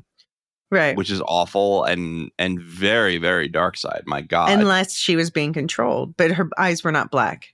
Yeah, her eyes weren't black. I don't think she was being controlled. I really don't. I think May just has this darkness within her. So one important question, though, is Coral was not in the pile of bodies. So where is Coral? Good question. Coral? Coruscant? Just, I don't know. Maybe she joins the Dathomiri, which is... It's also very interesting how much Saul saving Osha here off the edge of the bridge looks like Saul saving Osha we saw in episode 2 off the edge of that cliff. And someone said that they thought they saw Osha's feet get swept out under her when she like weirdly fell off the cliff during that episode. So that seems like a stretch, but I'm just pointing it out because what if that was created then by like even Indara was standing there. What if she did something like that? So Saul would save Osha so that Osha would go back to trusting Saul in the modern timeline. Yeah, that's interesting. I mean, I don't think Osha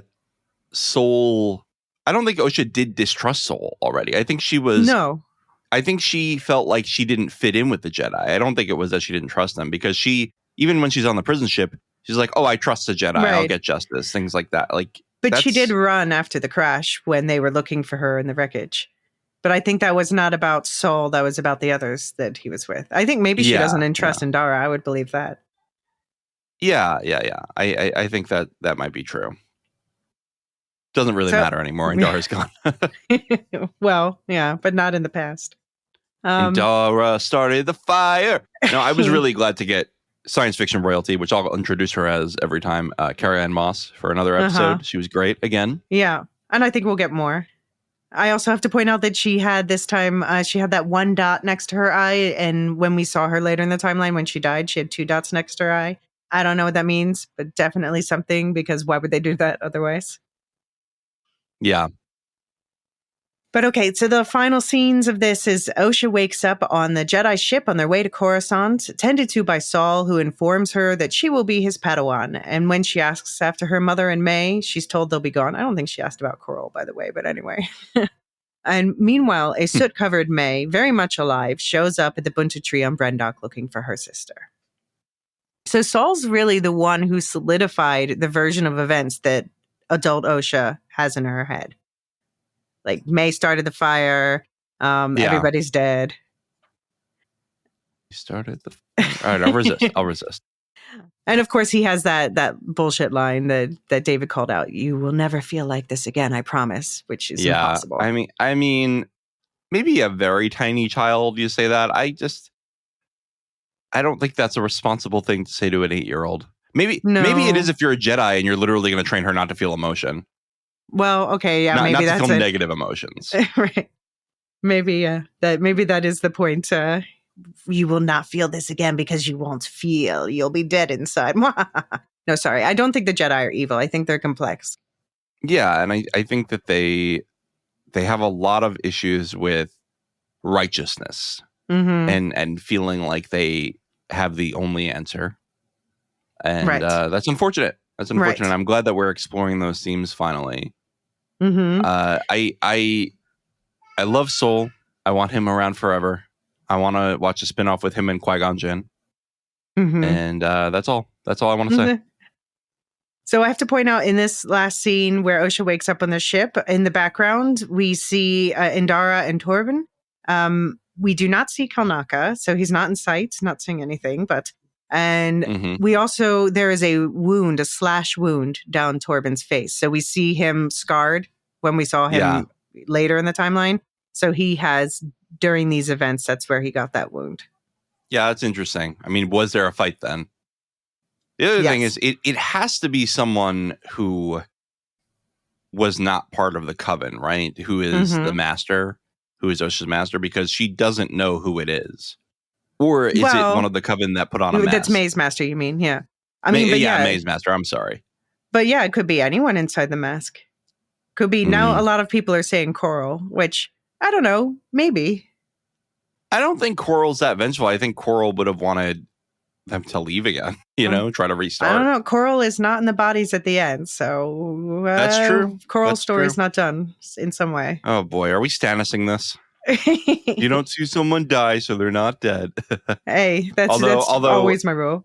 Star Wars has been ridiculous with that rule recently. I mean, I know even if you're happy about a certain recent development, and I am too. But I'm a little. But they set it. I always said that was going to happen because they set it up in a certain book with the way they just described things. Okay. And obviously, that book is getting an entire episode to itself, by the way. Of course it is. Of course it is. A minor spin-off book is going to get a whole episode. It's not a minor spin-off book. Character. It's an essential your podcast. Book. Do what you want. Yeah. It's an essential book. No, it's a I read it. I'll go on it with you. It's a lot of people's favorites. Yeah, of course. Yeah. Okay, so I want to dip into just a little light trailer-based speculation. This is going to be a short section, but I will put the timestamps in the notes for anyone who wants to skip this part. But I just have to say that there's a trailer going around where we see it looks like Kalnaka attacks Torben. So that would explain the wound on his face, which could be a lightsaber slash. But why is the question indeed. What did Torben do? Or what did Kalnaka do that Torben tried to stop him from? Right, exactly. And did Kalnaka did he just not go back with them after whatever happened at these events? Like, has he been on Kofar ever since? And why did Torben wait 6 years before he started his vow of silence thing? Interesting. Yeah. I mean, I wonder if he found out May was alive later, or I don't know. And is Kalnaka just writing like Shriwook poetry on this planet for all this time? Like, what is he doing? Yeah, I need the poet Wookiee. Yeah. So I wonder if, Torben indeed found out things 6 years later that he might not have known at the time. Yeah, I think maybe he learns that May was alive or something like that, and that they left her there. Right. So I think episode 5. Just to finish that thought, because he does say, "I've been waiting for you, May." Right. Exactly. So I'm wondering, if he found out 6 years later that May was alive and other stuff. Right. And then that's when he, and he something, whatever it is, he can't. He thinks he's culpable enough that he doesn't even want to confess. He just wants to end it. I think May or Coral sent out a burn book about all the things that happened. That's what happened. So fugly. Apparently, the word on the street is that episode 5 is going to be the one that everyone's going to be talking about. So I'm guessing we're going to get some major reveals then. Probably see this scene of the crime from another perspective. And one other thing I wanted to shout out is I'm really looking forward to, there's been a lot of hype about a new creature character, like a cute, cuddly one, I guess we're probably going to fall in love with, called Basil, not sure how they're going to pronounce it, made by Neil Scanlon, who's like one of the greatest creature creators. So I'm super looking forward to that. I'm hoping he shows up next episode. I think so, because I think the people who got the first 4 screeners talked about him. Can I just say my wish for this season? Yes. I want Yaddle. I want her to show up.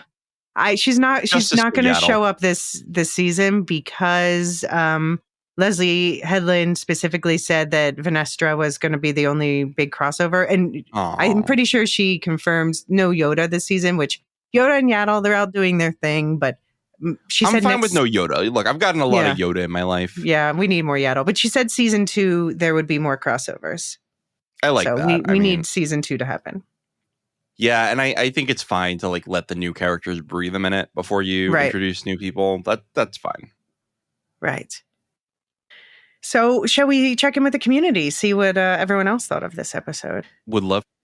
Anyone who wants to share their thoughts for future episodes, you can. A couple people tagged us on the Discord. I don't have time to go through the whole Discord and to pull things out because it's just been so lively, the conversation there.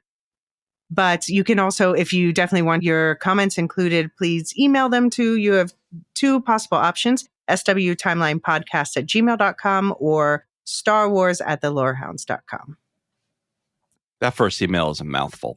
It's shorter than the name of the podcast. Yeah, there you go. I like to talk fast with lots of syllables, so it's fun for me. That's fair. So Zatoichi said that I reread Soul's Darth Vader issues as a fact-finding mission. So Darth Vader's set later in the timeline, this comic books. But Darth Vader doesn't take a weapon to fight, but he does use one he finds against a Jedi. The Emperor tells him his Sith saber must be taken. Not sure if this sheds any light, but I figured it couldn't hurt. So so maybe there's some precedence to this idea about Sith having to take their weapons. That is interesting.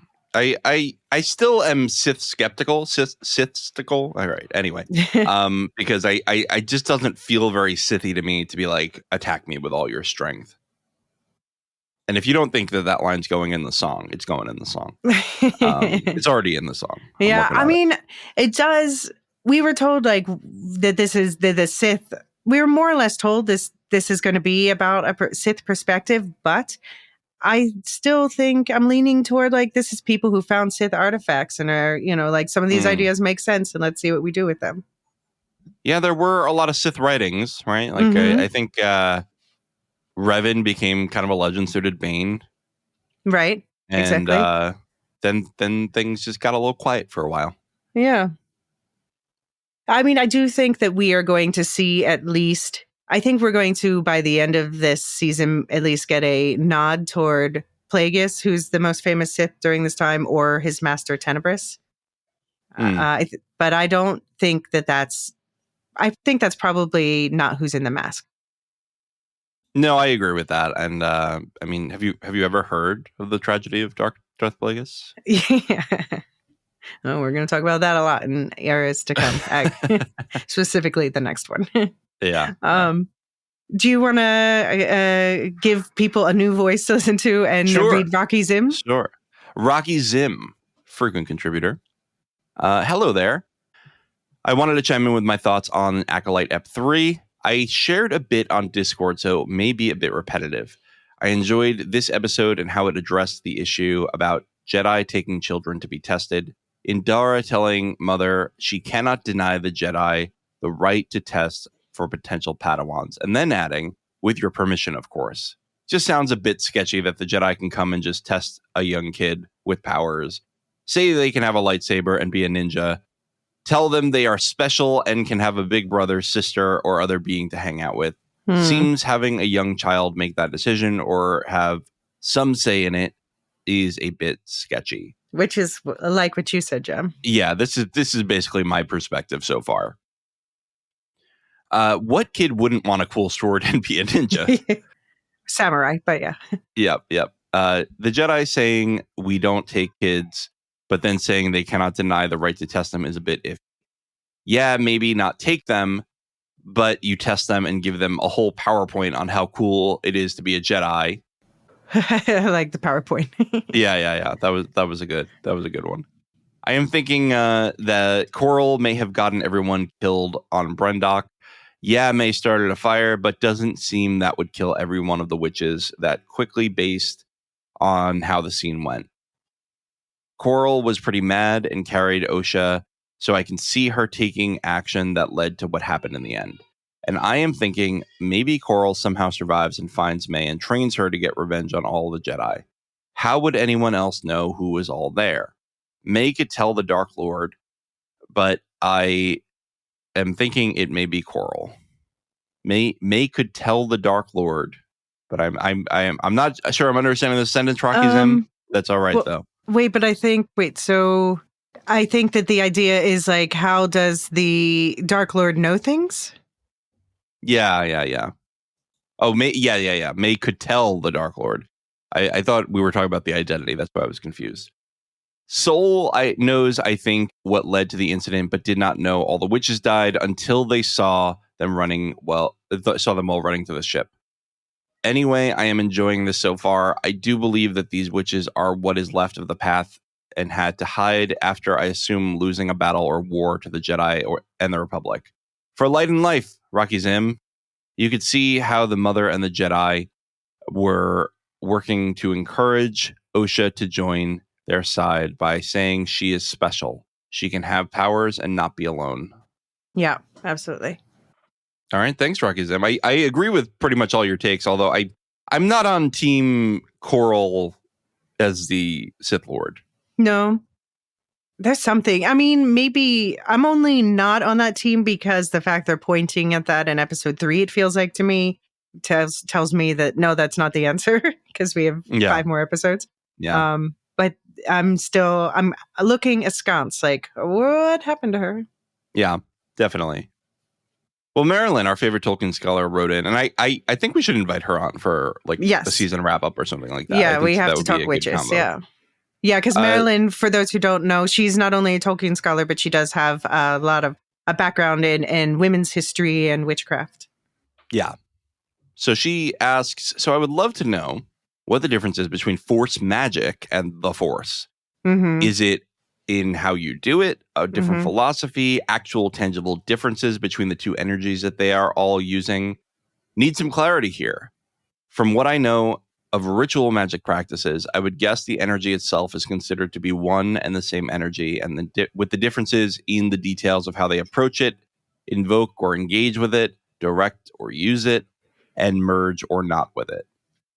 Yeah, I mean, so as we talked about this a lot, but just in this episode, but just to summarize a bit, so it sounds like, basically they say it. The thread is what they call the Force. So they're talking about the same thing by different names, which also reminds me of the Wheel of Time again, where you have different schools of magic. And if you are taught to do it like the Aes Sedai are taught to do things with a lot of hand gestures. And so if they lose their hands for any reason, they can't recreate it. Whereas other groups of magic users don't use the hand gestures. They're accessing the same power, but the fact that they use it differently it just comes out looking different. So the witches, they're still using the Force, but it just, the way that they access it, the way they, their philosophy about it obviously has some overlap with certain Jedi thinkings, but the way they use it makes it look different and come to different results. Yeah, and I'd say it's also the lack of fear of the dark. This idea that's a we big can difference, use it all. It's a more holistic view of the Force. Mm-hmm. But then also George Lucas has weird statements that the light side is balance, right? And I nope, ignoring that. Nope. I don't agree with that, George. I know you made the world, but I just don't agree with that. I mean, it's everything that happens in Star Wars basically contradicts that. It's about the balance between the light and the dark. He just says some weird stuff sometimes. He's so good at world building. Like I always say, put him in a room and just make him sketch out worlds for the rest of his life. Don't let him write a single story. Right. Well, now I want that room to be him, Dave Filoni, and Leslie Headland. And actually, Gilroy can be in there too, the Andor writer. We love it. We love it. Shall I read the last email, or would you like please. To? All right. It's your podcast. You can I talked a lot it. about lore. People want to hear your voice. Okay. Eric F. says, hi all. Regarding the braids that Jedi Padawans wear, it appears that they are more a tradition than a requirement, as some Padawans wore them with insistence while others resisted. Per Wikipedia, in canon, Padawan braids were a symbol of rank used to distinguish apprentices within the Jedi Order. They were lengths of intricately woven hair, typically worn across the right shoulder. Padawans, which belonged to species that did not grow hair on their heads, would wear alternatives such as silka beads, as mentioned by Elysia. Some Jedi initiates begin to grow their braids before their apprenticeship even began, as was the case with youngling Caleb Dune. Mm-hmm. That's someone we'll meet later in the timeline. Mm-hmm. After achieving the rank of Jedi Knight, the braids would be removed. Padawans who were expelled from the order would have their braids ripped off. That sounds violent. Mm-hmm. An example would be Redacted, when she was framed for Redacted. A character who, gets in trouble with the Jedi for something she didn't do. Right. Even when she was cleared, she refused the beads. Mm. During the High Republic era, masters could decide whether they wanted their Padawans to wear braids or not. Fun fact, Ewan McGregor stated that the crew were looking for a military sense or something in the world of monks for his hairstyle in episode 1.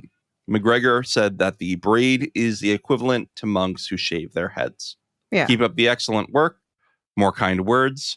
And Eric, you reach out whenever is good for you. That's all I'll say. You don't apologize for taking time. It's okay. Right. We're glad to hear from you. Lore Master Eric F. Yeah. Yeah. This is excellent detail about the Padawan braids. But I do wonder if they might go even greater into lore depth at some point and say, if there are 3 beads here, that means blah, blah, blah. Yeah. Yeah. I hope not with that, because it might be a little too much at that point, Although I don't know. There's always you can have extra lore as long as it's not necessary to the understanding of the story. That way people who are like us and like to learn all the lore can be satisfied, but you have a surface level story too. No, that feels like something that would show up as a detail in a book that a character's thinking about, oh, now I get my 3rd red bead or whatever. Right. But probably not red. All right. That concludes our feedback. And we've had a nice long chat this episode. I think that's a good sign of the show, that it just inspires such deep discussion. Like the fact that David wanted to jump on here and say the things he was thinking. Yeah, I'm loving this show. I think it's so far, if this keeps up the quality, I think it'll be my second favorite live action Star Wars show after Andor. Yeah, and maybe it could surpass Andor if it goes really well. I don't know. Yeah. No, I mean, this could be one of my top 3 shows of the year so far. The other 2 being Shogun and Interview with the Vampire. So that's high compliment. Nice. Yeah. So for listeners at home, then we'll see you back here on this feed, whichever one you're listening on for these weekly releases, but also on the Star Wars Canon Timeline podcast, there will be mailbag episodes for each of the previous eras coming. So do send in your feedback for that. And next week, we're going to do that mid-season subscriber chat about how these events link up with later in the timeline, which will be on which will be for subscribers of both Star Wars Canon Timeline and for Lorehound subscribers. Now, so subscribers, Star Wars Canon Timeline, what does that mean? I started a new Canon Padawan Supercast. You'll find that link in the show notes, and subscribers there will get early ad-free access. You get the feed and release order because in the main feed, I'm going to be backdating episodes to have them line up in the right timeline order for the in-universe. So this also means that subscribers will get to hold on to older episodes once they're replaced, like the intro episode's going to be replaced in the near future. And also extra episodes like these deeper spoiler discussions and other planned extras to come. So, and also not to mention that supporting the podcast allows me to keep it going all the way to the end. So the more people who join, the more extras I can offer. Anyone who wants to consider it, you'll find that link in the show notes, and much appreciated for that. And yes, Will Shift Dust members, I will be soon offering a Supercast version of the book club with an option to combine subscriptions at a reduced price, talking to Supercast about that, and I will make more announcements about that in the near future. Speaking of Will Shift Dust, there will soon be an interview with Glenn Mazzara, co-showrunner of Season 2 of Beacon 23, and also there will be a book club episode covering Second Shift, the second part of the Shift book in the Silo series. And John, what else is going on the other feeds? So much, too much maybe, but we love it. I know Aaron and Chase are going to be doing The Boys starting this weekend. I think I'm going to hop on with them. I'm pretty hot on The Boys right now. I have to watch the new episodes because they just started. They just dropped like a few hours ago. Oh shoot! Oh man, and Bridgerton just dropped too. I have to cover my eyes until this weekend. I'm too busy.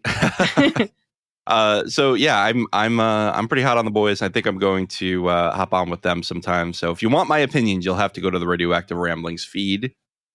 And Rings and Rituals has a new episode out, episode 7, chapter 7, The Eye. They're covering the penultimate episode of season 1 of Rings of Power, which I thought was a great episode in general. And I hope you'll tune into that. It's Marilyn Arbukila, who you heard from in the feedback, and Dr. Sarah Brown of Signum University, analyzing the Rings of Power through the lens of ritual. Properly Howard Movie Review is doing their Felony Zufugazi season, and they just did My Cousin Vinny. Yeah. Great movie. I can't wait to listen to that one. I still haven't had a chance, but yeah, great stuff going on all the feeds. For our feed, of course, we're doing the Acolyte, the main Lorehounds feed. We are doing House of the Dragon starting this weekend. Again, too busy. And we are doing Doctor Who. Those are our main things. I'm also pre-recording a bunch of Silmarillion stories so that those will come out monthly and we don't have to worry about it during Hot Lore summer. And a lot of good stuff coming. I know David's working on some new projects with the collaboration, and I'm excited to hear that. And stay subscribed. And get in any feedback about Interview with the Vampire. We're going to be wrapping up the season start of July with a one shot. Yeah. And listen to Vampire Insider's weekly breakdowns about that show. Thank you, John, again, for another excellent breakdown. Thank you for doing the outline and running this whole show. It's honestly, it's more relaxing to podcast when I'm not like the primary. When you're just showing up to hang out. I know. I just had, you know what? I'll plug this too while we're here. I just did a guest spot on the Lore of the Rings podcast with Aaron, who's been on our Silmarillion stories, and that was so fun to just like pop in and talk about Tolkien for an hour and then leave. Yeah. No, I agree. Yep. Well, I'm enjoying shepherding through this process. Very nice. Well, thank you for being our guide. And no problem. For light and life. For light and life.